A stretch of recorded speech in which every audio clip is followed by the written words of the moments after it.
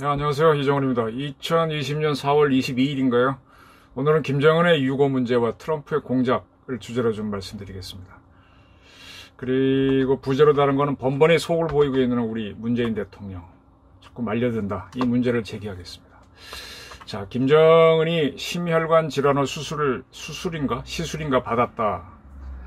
그리고 유고는 뭐 큰 문제 없다. 이런 보도도 있었습니다. 우선 이거부터 정리를 할게요. 그러면서 우리 언론은 동맥경화 등을 거론하고 있는데 김정은이 심혈관 문제로 문제가 있다. 그러면서 이제 우리 언론들은 동맥경화 등을 거론하고 있는데 과연 이것만일까라는 게 제 의문입니다.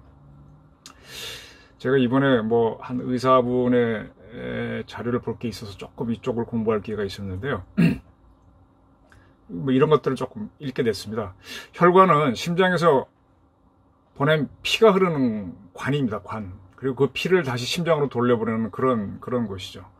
따라서 혈관은 철저하게 심장에 예속됩니다. 따라서 심혈관 중에서 혈관에 문제가 생기겠지만 결국은 심장의 문제거든요. 그 피를 보내려면은 심장은 계속 뛰어야 합니다. 계속 뛰어야 됩니다. 심장이 매우 중요한데 이를 위해서는 그 지시를 내리는 게 뇌인데 뇌 중에서도 뇌관, 이 척추에서 올라간 그 끝이 뇌관쯤 되겠죠. 그게 정상 가동해야 됩니다.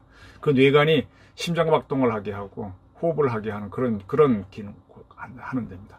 따라서 뇌관은요, 이 되뇌나 이 손에 이런 것들이 죽어도 잘 안 죽어요. 사람 목숨이기 때문에. 졸도했다가 일어나기도 하고 며칠 굶고 있다가도 일어나고 숨쉬고 일어나는 건 그 뇌관 때문이거든요.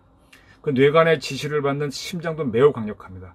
요즘 한 120살, 200년까지 살 거다 이러는데 기본적으로 이 심장이 그때까지 뛸 수 있기 때문에 이건 굉장히 강력하게 만들어줘. 태어날 때부터.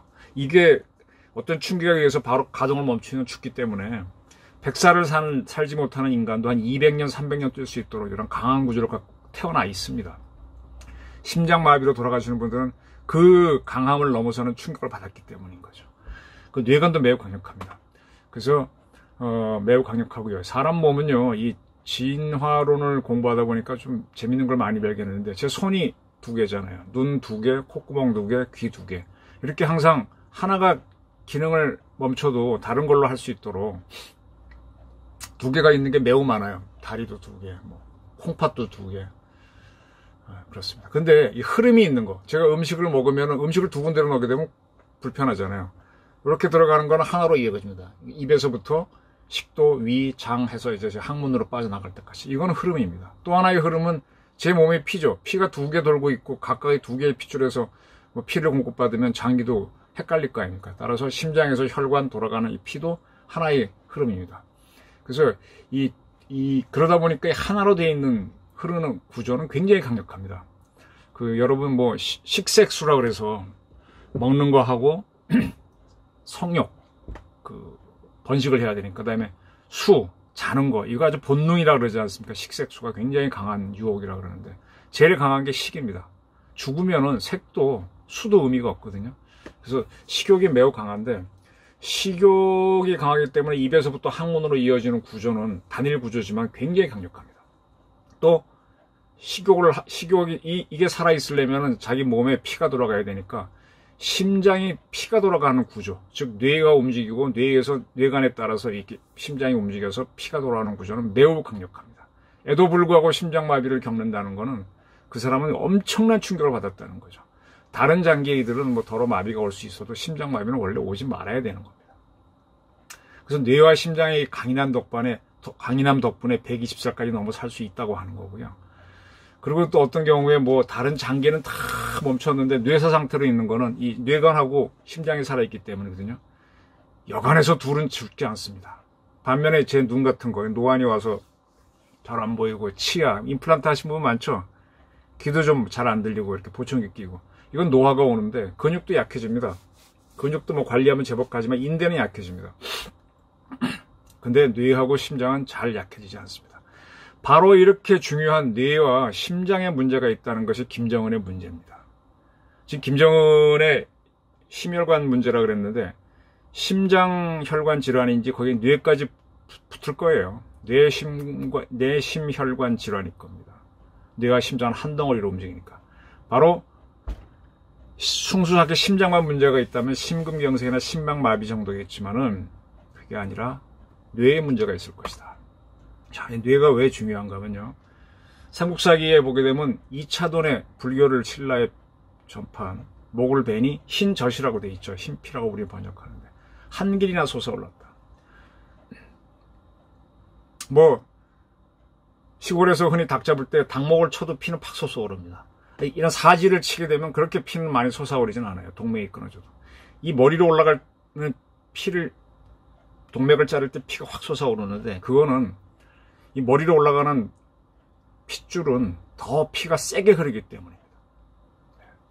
이 머리로 올라가는 이 핏줄이 두 개가 있어요. 이렇게 목을 돌리시면 툭 튀어나오는 요거 경동맥, 목경자 경동맥이고 요 목뼈가 있으면 요 목뼈 사이로 흐르는 척추동맥 두 개가 있는데 이쪽으로 피가 많이 흐릅니다. 그래서 여기에 손을 대시면 맥박을 느낄 수가 있는데 이 두 개의 혈관으로 올라가는 전체 머릿속에 있는 혈관의 크기는 양은 제 전체 몸의 혈관이 2%밖에 안 되는데 여기로 흐르는 피의 양은 15%가 됩니다. 다른 데보다도 7배나 많은 피가 흐르죠. 그런데 심장에 한번 펌프할 때 같이 도니까 여기는 세게 흐르죠. 그래서 목을 베면 피가 확 솟는 겁니다. 따라서 이렇게 뭐랄까 쉽게 말하면 고혈압 상태인데 거기에 문제가 있으면 한 방에 갈 수 있다는 거죠. 정상적인 활동을 못합니다. 바로 그것이 이게 흐르다가 여기서 뇌혈관에서 문제가 있어 터져버리면 뇌출혈 뭔지 아시죠? 근데 여기가 막혀서 흐르면 문제가 생겨서 잘 흐르지 않으면 중풍 이렇게 되는 거지 않습니까? 둘이 한꺼번에 일어날 수도 있고요. 우선 김정일이가 중풍이었습니다. 김일성이는 뇌출혈로 한 방에 갔고요. 유전은요 매우 강력한 겁니다. 그거 쉽게 안 바뀝니다. 시도도 못한다 그러잖아요. 살찌는 것도 습관인데 이미 식습관도 부모한테 배운 게 대부분이거든요. 와인과 치즈를 매우 좋아했죠 김정은. 자, 김정은이를 이렇게 보면 지금까지 김정은이 나오는 동영상이 북한 방송에서 사라진 지 꽤 오래됐습니다. 잠깐 나오는 동영상이 있었는데 김정은이 말을 내보내주지 않았어요. 그리고 사진은 여러 번 스틸 사진을 썼는데 제 느낌으로는 옛날에 썼던 걸 다시 쓰는 것 같기도 하고 뭐 스틸 사진이야 뭐 할 수도 있고 그래서 대역을 쓴다는 의심이 오래전부터 있었어요. 말을 방영을 하지 않는다는 건 말이 제대로 못한다는 뜻일 수 있는데 힘이 없거나 말에 문제가 있거나 그건 뭔가 하면 중풍이나 뇌출혈일 수도 있다는 거죠. 이미 전조 스트로크가 이미 나타나고 있었다는 거죠. 자, 지금 북한을 보게 되면 작년에 김평일을 불러들였습니다. 폴란드 대사. 왜? 그리고 지금 최근에 남북 문제에 문제가 있으면 김여정이가 담화를 많이 발표해요. 김여정이가 정치국 후보인이 되었고 조직 지도부를 장악했다. 노동당도 장악하고 왜 이럴까요? 이런 국제 정치는 속이기 어렵습니다. 그냥 힘을 있는 대로 보여줘야 돼요. 심뇌혈관 질환이 생겼다라고 하면은 김정일이는 제기하기 어렵습니다. 김정은이는 특히 중풍 중에서도요. 한 방에 훅 하고 가는 게 나이 들어서 중풍 당하는 게 아니라 젊은 중풍이 진짜 무섭습니다. 밥 먹다가 그냥 죽을 수도 있습니다. 2008년에 김정일이가 중풍을 맞았죠. 2008년이면 그분이 42년생이니까 60대 후반에 맞았기 때문에 한 4년 살다 갔는데 김정은이가 만약에 지금 맞았다면 빨리 갈 수 있죠. 지금 의학적 기술이 붙어갖고 살려내고 있는 거죠. 저는요 트럼프 대통령이 상당히 수가 높다고 봅니다. 좋은 대학 나왔고 하지만 해서뿐만 아니라 사람 다루는 게 만수의 만수예요. 어프란티스란 프로에서 You are fired 그럴 때 보게 되면 막 온갖 공격이 들어와도 탁 받아치는 거 보면은 수가 만수에 가까워요. 우리 옛날에 정주영 회장 비슷할 정도로. 그리고 고도의 이 매니플레이션하고 공작을 할 줄 아는 사람. 정보의 용어로 하면 공작을 할 줄 아는 사람으로 보입니다. 자, 이번에도 보면요. 코로나 관련 브리핑을 백악관에서 하다가 푸틴 얘기를 하다가 슬쩍 나 김정은으로부터 좋은 내용의 편지를 받았다라고 얘기했어요. 그러니까 세계가 이거 뭐지? 하고 주목했어요. 특히 대한민국이 바로 반응했죠. 그리고 또 문재인 대통령하고 통화를 하면서 김정은으로부터 좋은 편지 받았다. 떠본 거죠. 이 양반이 언론을 활용할 줄 알아요. 상당히 자기랑 많이 싸우는 게 CNN인데 그리고 나서 CNN에서 관계자라는 표현으로 누군지 밝히지 않고 김정은의 문제가 있다 이런 보도가 나왔습니다. 나오게 한 거죠. 그런 자료를 흘려준 거죠. 이게 뭐와 비슷한가 하면은 2019년 2월 달에 하노이에서 미국 2차 정상회담이 있을 때 미국이 한 인터넷 매체에 미국 합의문이 공개됐었죠. 때문에 전 세계가 흥분했고, 특히 한국과 북한이 흥분해서 되는 줄 알고 왔다가 한 방 당했죠. 떠본 거죠. 속인 거죠. 자, 이번에도 저는 그렇게 봅니다. 왜 그런가 하면 북한 내부에서는 그런 편지가 없다고 바로 밝혔거든요. 그러면 편지 안 보냈다는 얘기예요. 북한도 뭐 거짓말을, 국제정치인들 거짓말 못해요. 네, 그러면서 김정은이 골로 간 것 같다라는 보도를 CNN에 나오게 하니까, 그러니까 어디까지 대한민국이 반응했는가 하면, 북한은 그런 편지 없다고 밝혔는데 청와대는 김정은이 건재하다, 지방에 있다는 얘기는 많았어요. 뭐 우리 대북 전문 매체가 묘양산이라니까 묘양산이 아니다고까지 우리 청와대는 밝혀줬습니다. 자, 이건 뭔가 하면은, 지금 트럼프는 지금 북한의 실상이 어떤 거냐 한번 떠본 거고, 한국의 대북 접촉 능력을 탁 떠봤다는 겁니다. 그 정보 관계자를 취재해보면요, 시긴트라든지 이민트, 시긴트는 시그널 인텔리전스, 이민트는 이미지 인텔리전스, 즉 시긴트는 통신정보 감청을 통해서 무슨 생각을 하고 있는지 짐작하는 거고, 이민트는 사진을 찍어서 뭔 짓을 하는지 보는 건데, 이런 거를 아무리 발전해도요, 사람 속마음까지 모르고 또 은밀히 신뢰해서 이루어지는 대화는 잘 모릅니다. 그 동영상이 없으면은, 저 움직임이 없으면 알 수가 없어요. 그 전에 한번 제가 우리 측 정보하는 분들한테, 김정일이가 열차를 타고 오다가 죽었잖아요. 어디 뭐 갔다 오다가 심장마비로 이렇게 중풍으로 심장마비로 갔죠. 그때 왜 김정일이가 그렇게 열차에서 전용차에서 가는 걸 못 찍었냐 그랬더니, 그 친구가 그때 죽는다는 정보가 있으면 우리가 찍었지. 근데 그건 늘 지방 다니던 거고 중풍 걸린 상태에서 그 일상적인 걸로 알았고, 북한의 다른 군사시설 촬영하다가 못 봤다. 나중에 보니까 이제 그렇게 됐다 그러는데, 즉 일정한 휴민트의 확실한 정보가 없으면 알 수가 없습니다. 지금 김정은이가 어딘가 실내에 있는데 움직임이 없으니까 무슨 일인지 모르잖아요. 그래서 한번 떠본 걸로 보여요. 한국은 얼마나 알고 있고 북한은 정말 김정은이가 골로 간 건가 떠본 걸로 보입니다. 이 트럼프는 본인도 굉장히 커닝한 인물이지만 CIA와 한 팀으로 움직이는 것 같아요. 이게 우리 문재인 대통령하고 큰 차이점이에요. 문재인 대통령은 자기 이념으로 움직이고 어떤 정책 정보를 좀 무시하고 있죠. 이게 또 하나 비슷한 게, 지난 1월 달에 1월 8일인가요? 트럼프가 문 대통령하고 통화하면서 김정인 생일 축하 메시지 좀 보내주라 이렇게 했어요. 청와대 흥분했죠. 굉장히 나이브하죠, 우리 문 대통령. 한미관계 좋다는 거 보여주려고 국민한테 자랑하고 그렇게 했습니다. 그러니까 북한이 발끈해서 조평통이 성명을 냈죠. 직접 트럼프한테 받았다. 네가 뭔데 전달하냐. 이게 무슨 얘기냐면, 문재인 정부하고 북한이 얼마나 통하는지 한번 떠본 거겠죠. 이간질 시킨 걸 수도 있고. 계속. 이게 한번 했는데도 또 말리는 것 같아요. 트럼프는 수가 만수라고 저는 보입니다. 이번에 또 하나 보이는 게, 문 대통령하고 통화를 했대요. 그리고 좋은 친구라고 문 대통령을 칭송한 다음에, 그 다음에 또 뭐라 하는 건, 방위비 회담 결렬은 내가 결정한 거다 이렇게 얘기했습니다. 우리한테 키트도 받아갖고 챙길 건 다 챙기고 좋은 친구라고 칭찬해주고, 그러니까 우리 대통령이 뭘 원하는지 알고 해주고 나서는 실리를 챙기죠. 그러니까 이거는 문재인 대통령에 대해서 트럼프가 자신이 있다는 뜻이고 다를 줄 안다는 뜻이죠. 그리고 이번에 이제 좋은 편지 받았다 이런 얘기를 함으로 해서 북한 외무성이 대응했는데, 이건 무슨 얘기인가 하면요, 태고민 씨도 그런 얘기를 했는데, 북한 외무성에서 저런 미국 관련 발표를 하려면 반드시 승인을 받고 해야 됩니다. 지 마음대로 못합니다. 이거는 시스템이 돌아가고 결제를 받았다는 뜻인데, 정상적으로 북한은 돌아간다. 즉 김정은은 아직 골로 안 갔다는 얘기겠죠. 그러나 김정은이가 현재 밖으로 나오는 움직임은 없는 것 같아요. 따라서 현재 가능한 추정은 김여정 등이 이끄는 집단 지도 체제로 갔다, 이렇게 봐야 될 것 같습니다.